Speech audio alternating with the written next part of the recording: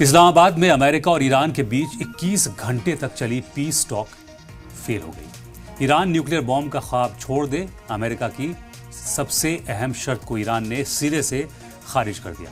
साथ ही ईरान ने हुर्मुज स्ट्रेट खोलने की मांग भी नकार दी। ईरानी ऑफिशियल्स ने बातचीत में कहा कि आखिरी वक्त में अमेरिका ने अपनी शर्तें बदल दी। इनमें ईरान से उसके पीसफुल न्यूक्लियर प्रोग्राम को पूरी तरह खत्म करने की मांग शामिल थी, जिसे तेहरान ने एनपीटी के उसूलों के खिलाफ बताते हुए खारिज कर दिया। सवाल यही है कि जब अमेरिका को अपनी बातों से मुकरना ही था तो इस पीस टॉक का मतलब क्या था? क्योंकि ईरान के 10 पॉइंट्स वाली शर्तें तो दुनिया के साथ साथ अमेरिका भी जान रहा था। मीटिंग बेनतीजा खत्म होने के बाद अमेरिका के वाइस प्रेसिडेंट जेडी वैंस अपनी टीम के साथ अमेरिका रवाना हो गए, लेकिन लौटने से पहले उन्होंने प्रेस कॉन्फ्रेंस की और इशारों में ईरान को बड़ी वार्निंग, बड़ी धमकी भी दे दी। जेडी वैंस ने कहा कि हम किसी समझौते पर नहीं पहुंच पाए हैं। ये बुरी खबर है और ये अमेरिका से ज्यादा ईरान के लिए बुरी खबर है। इसलिए हम बिना किसी समझौते के अमेरिका वापस जा रहे हैं। ईरान ने हमारी शर्तें मानने से इनकार कर दिया है, ये जेडी वैंस कहते हैं।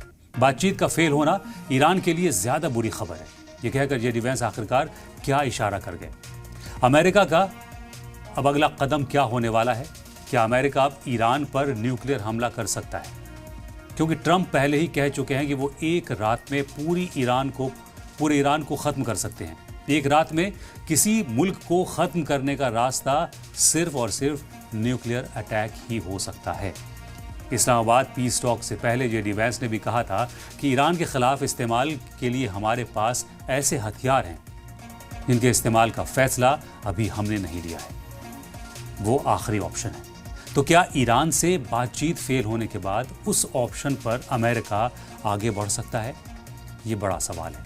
दो वजह इस सवाल को वाजिब बनाती है। एक, ईरान का यूरेनियम जखीरे का अब तक महफूज बचे रहना ईरान में, और दूसरे उसका एटम बॉम्ब बनाने की कोशिश को जारी रखना।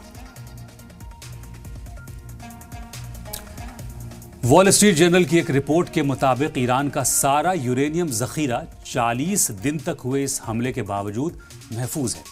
उनका कोई नुकसान नहीं हुआ है। इस पर अमेरिकी एक्सपर्ट रॉबर्ट पेप का बयान भी मुहर लगाता है। जरा उनकी बात सुनिए। Of course, on the flip side, has gained the opposite. It has all of its enriched uranium. That is enough for 10 to 16 working nuclear weapons. And the fact is, Iran has gained so much power that, of course, the next step would be to fashion nuclear weapons.